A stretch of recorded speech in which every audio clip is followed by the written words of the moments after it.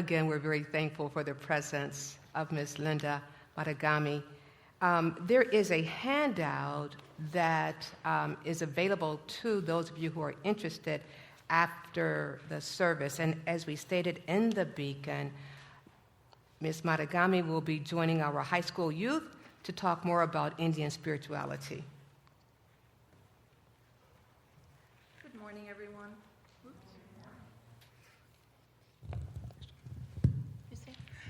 Thank you, and thank you for being kind to me. I got turned around this morning, and I needed to have a tour guide to bring me here, so I appreciate that.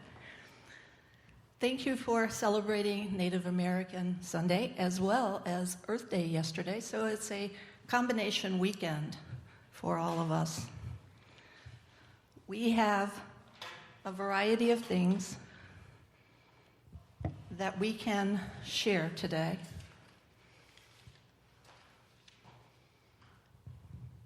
We have also informational materials that are on a table in the entrance out there, and you're welcome to take them, and some giveaways, so please take them and visit the table. The American Indian community in Indiana has 40,000 American Indians. I don't know if everyone knew that. However, 25,000 are from other states and other tribes, according to the last census. The primary Indiana tribes are the Miami, the Potawatomi, Delaware, which is also called Lenape, the Shawnee, and the Wea. I know that you are familiar with the Potawatomi in this area. They are quite active. Their tribal headquarters is in Dowagiac, Michigan.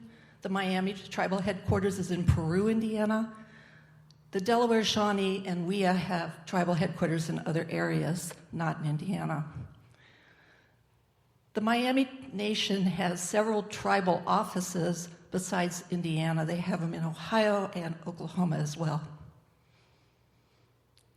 Some of the statistics that Native American Ministries shares and brings awareness of are the tribal communities outside of our state. We do not have reservation land here in Indiana, however, other states do. Living on an Indian reservation is not like Hollywood glamorizes. It is not the beautiful, wonderful Hollywood idea of an Indian reservation.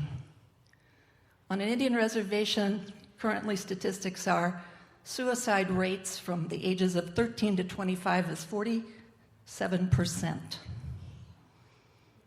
The life expectancy on the reservation are men 48 ages, 48, female age 52. The Pine Ridge Reservation is the highest in the United States on infant mortality. Women and girls are taken from the reservations and human trafficked. Up to 84% are taken by physical assault. The state of Arizona is the highest in the United States of residents, and there are over 600 tribes in the United States and 1,000 languages and dialects. So that's some fun facts for you. Just wanted to let you know. We have a video. Are we going to show Reverend Shaw?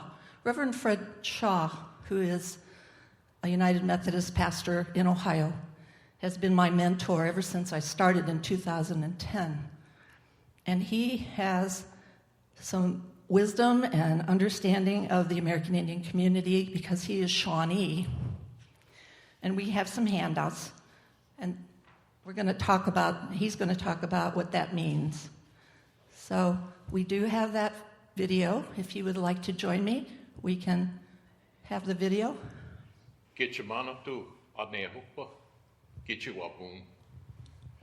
That means the great one's most wondrous spirit be upon you in blessing, and have a good morning.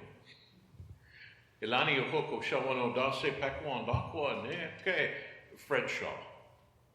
That is I am, which says that I am in the making of God.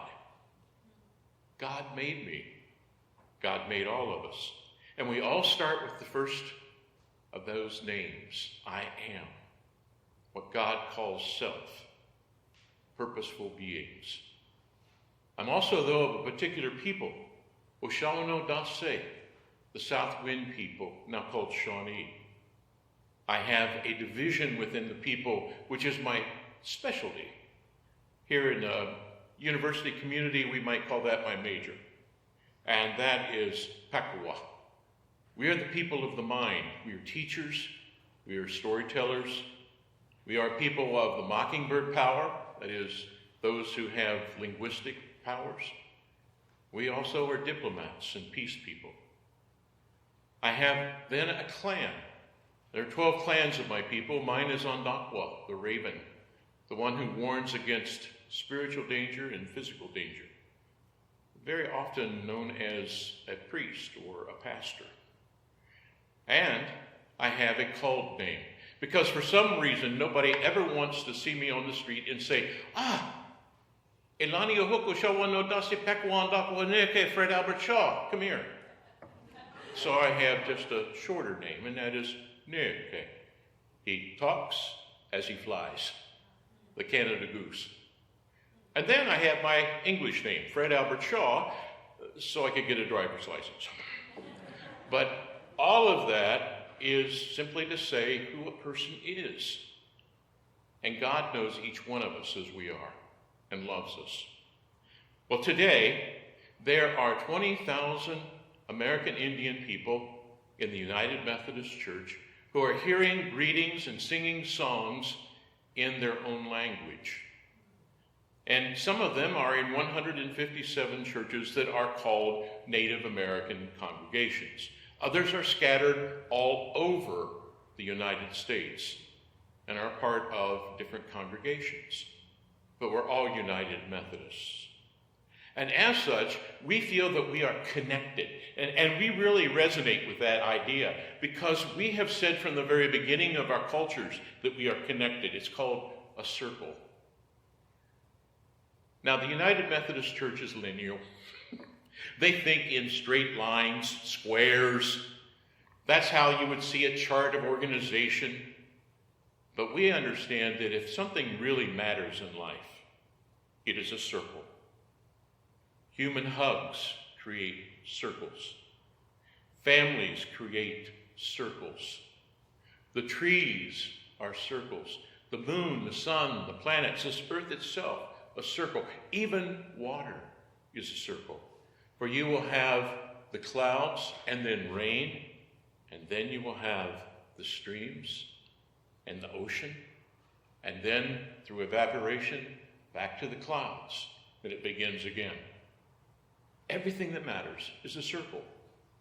And when you are connected in a circle, everything in the circle matters. Paul says that we live and move and have our being in God. God is that wondrous great circle that holds all of our hearts together. God is that circle in which we belong and in which everyone finds place. The two-leggeds, the four-leggeds, the winged ones, the creepers, the crawlers, the swimmers, all those in the airs and all those in the waters, everything finds its place within the Creator, and therefore within Creator's creation. That's where you and I are. And because we are all connected in that circle, we know that if we were to look at one another and say, I don't want you in my circle, you're different, and we tell them to leave, or if we look at an animal and say, that's not important, we won't try to save it, and we let it go extinct.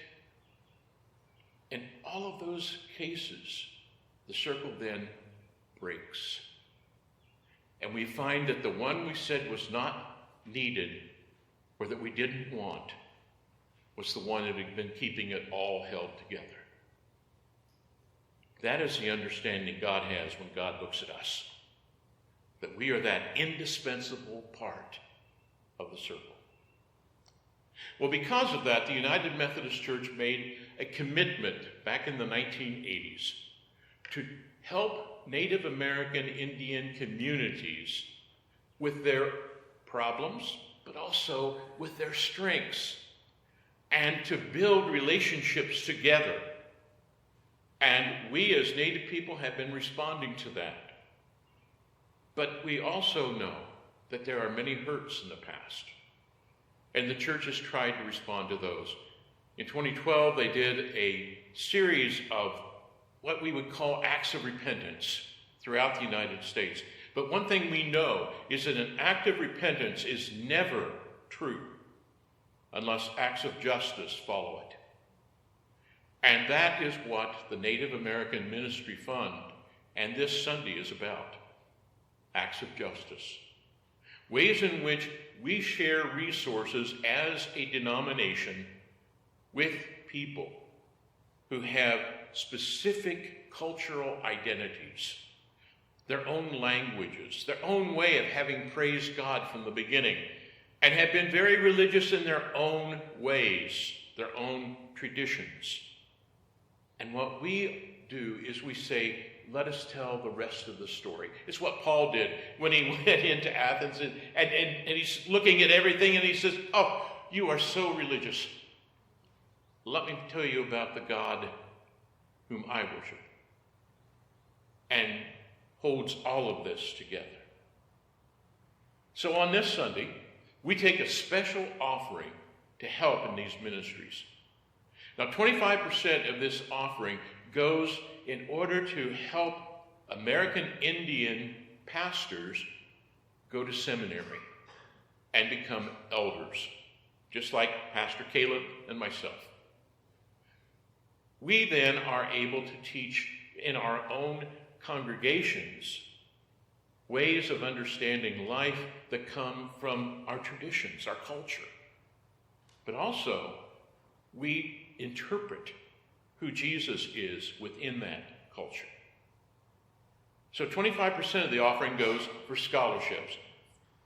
They now have opened it up so that local pastors who are American Indian also can receive scholarships. That's very important to me because for many, many years, I taught within that program as one of their professors of helping those who were Native and still maintained their traditions feel that they were not betraying their tradition or the church itself, that they could bring the two together. They did not have to give up one or the other. They didn't have to choose between, but they could enrich each with the other.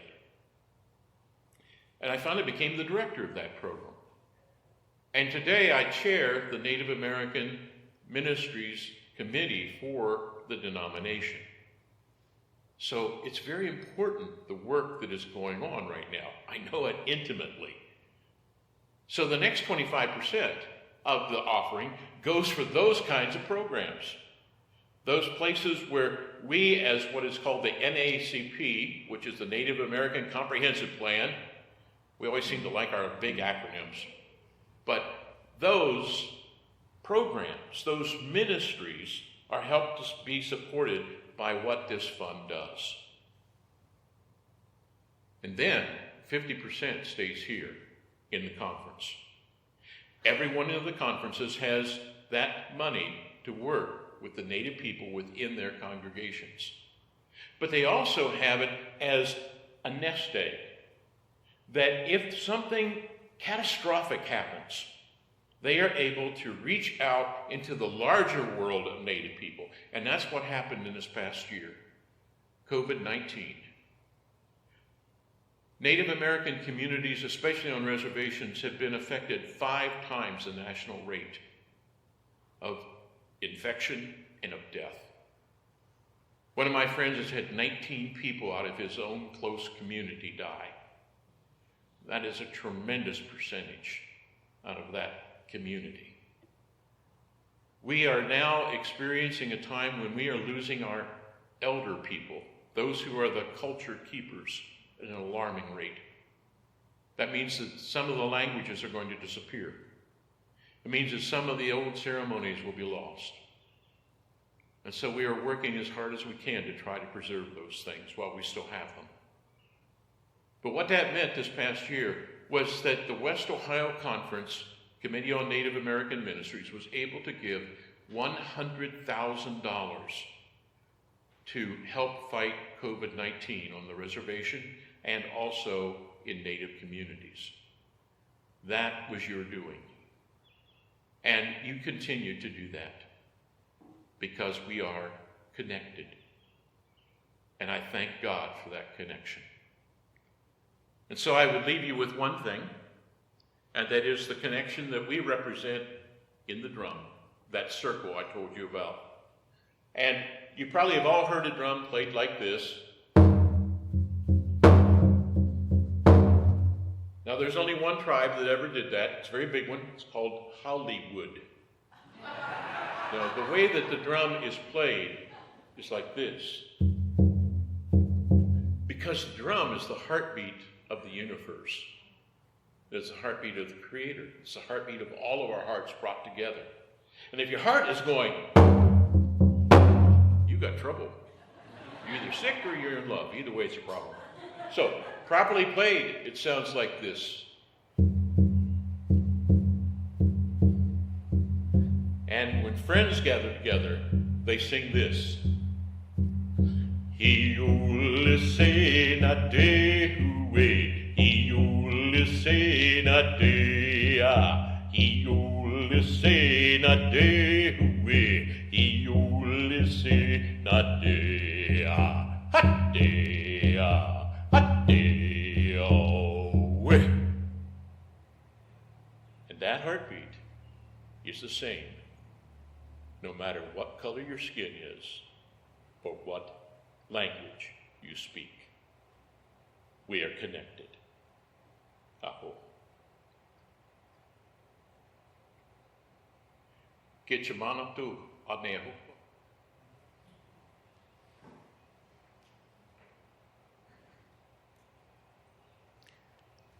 Reverend Shaw has retired from being a minister, but he does special programming. And he also retired from the Native American Comprehensive Plan, as well as the North Central Jurisdiction, who I took his place as the co-chair of that for Native American Ministries. So he is an absolutely wonderful person. He is a historian, and I am very grateful that I have him for a mentor, and I continue to have his guidance. If you have any questions, anyone have any questions? Is some of this information surprise? Some of you already know about this? Some of the things that were discussed? Yeah.